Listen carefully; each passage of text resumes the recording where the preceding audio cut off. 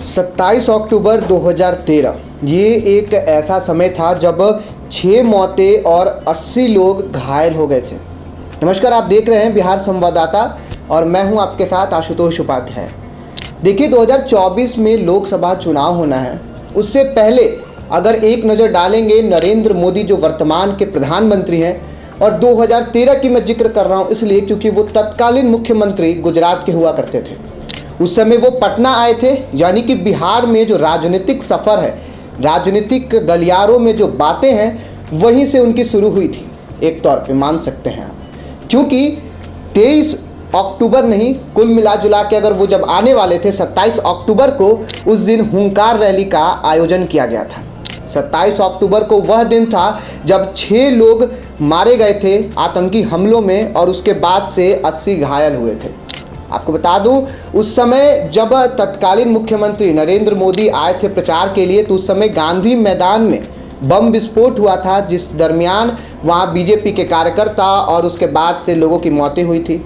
इसके बाद बीजेपी ने इस पर स्टैंड लिया और जाकर परिजनों से मिलते हैं, और परिजनों से मिलने के बाद उनको यह दावा किया जाता है कि आपको नौकरी आपके घर में 1 लोगों को दिया जाएगा। और उसके बाद से फिर जब मोदी मिलने जाते हैं, यानी कि नरेंद्र मोदी उस समय जब तत्कालीन मुख्यमंत्री थे गुजरात के और पीएम कैंडिडेट थे भाजपा की तरफ से, एनडीए की तरफ से, वो मिलने जाते हैं जो बिंदेश्वरी चौधरी नाम के एक व्यक्ति थे जो भाजपा के कार्यकर्ता माने जाते हैं।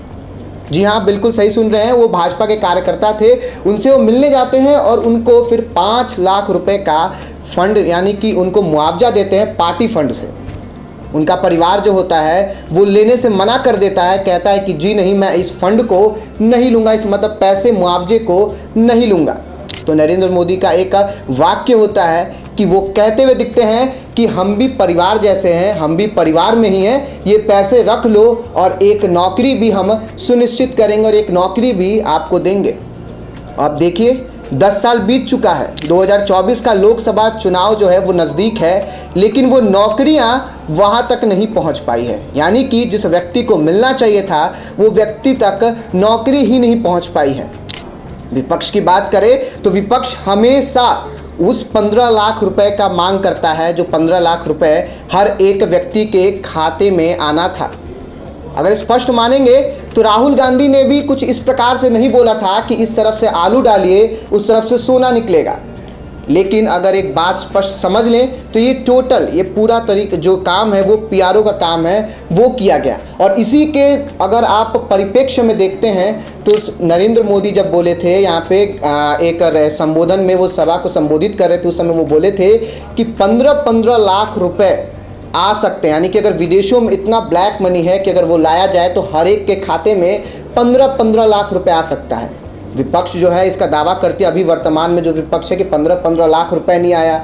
करोड़ों जो रोजगार देने का वादा हुआ था वो नहीं आया। जिस गैस सिलेंडर को लेकर लोग धरने पर बैठते थे, वही स्मृति ईरानी जो धरने पर लेकर बैठी थी गैस सिलेंडर को कि इसका दाम बढ़ गया, आज वो सिलेंडर की कीमत क्या है वो हम और आप भी जानते हैं।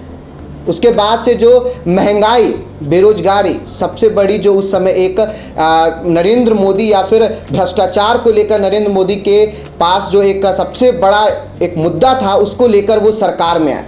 लेकिन कहीं ना कहीं वो अपने बातों पर ही खड़े नहीं उतर सके, क्योंकि जब 1 लोगों की रोजगार देने की बात कही तो 1 लोगों को भी रोजगार नहीं मिल पाया।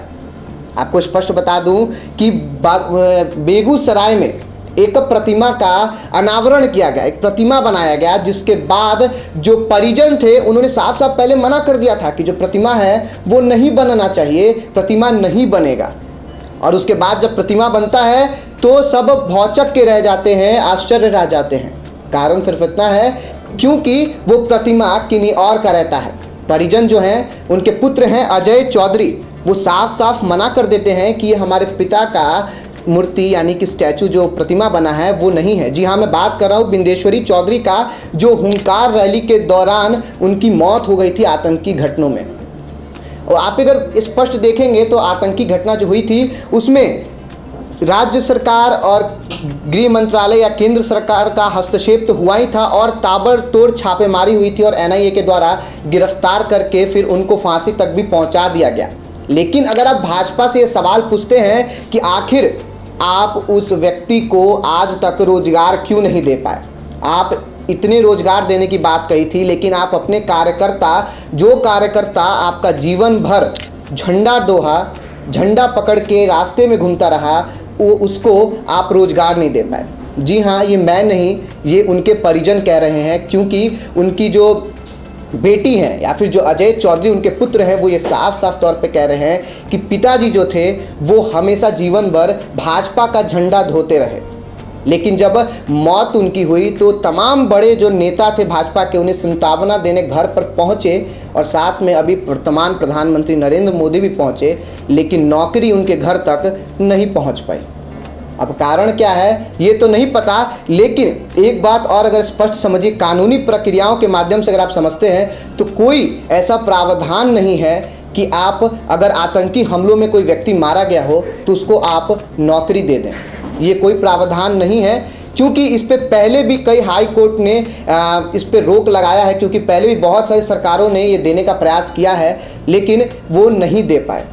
तो क्या नरेंद्र मोदी जो थे उस समय तत्कालीन मुख्यमंत्री और पीएम कैंडिडेट, उन्हें क्या ये पता नहीं था कानून? उन्हें ये नहीं पता था कि क्या आतंकी हमलों में मारे जाने के बाद जो है नौकरी वो नहीं मिलता है?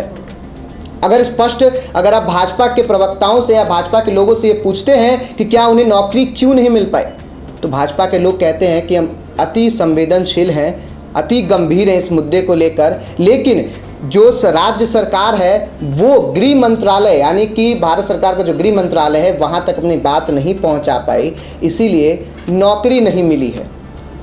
अब देखने योग्य और समझने योग्य बात यह है स्पष्ट रूप से कि क्या भाजपा के लोग राज्य सरकार पर पूरा माथन जो है वो ढक दे रहे हैं कि भैया आपकी गलती है? तो राज्य सरकार में तो भाजपा की सरकार भी रही नीतीश कुमार के साथ 2015 के बाद, अगर हटे थे तो फिर बीच में तो आया था सरकार उनका भी, उस समय तो राज्य सरकार में वो थे, तो उन्हें देने वो भी उस समय चाहते तो गृह मंत्रालय के पास प्रस्ताव भेजकर दे सकते थे।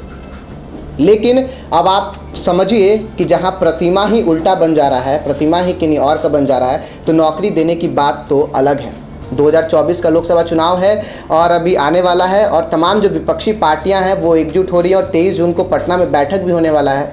अब देखने योग्य बात यह है और समझने योग्य बात यह है कि क्या भाजपा 10 साल पहले जो 2013 में यहाँ से 27 अक्टूबर को हुंकार रैली की थी, और एक तरीके से मानिए तो भाजपा जब 2014 में अपनी सरकार बनाई, उसके बाद से क्या 2024 में अपनी सरकार बचा पाती है कि नहीं, ये देखने और समझने योग्य बात होगी। आपकी क्या राय है कमेंट बॉक्स में ज़रूर बताइएगा। चैनल पे नए हैं तो चैनल को सब्सक्राइब अवश्य कर लें, हमारा फेसबुक पेज लाइक करना ना भूलें। धन्यवाद।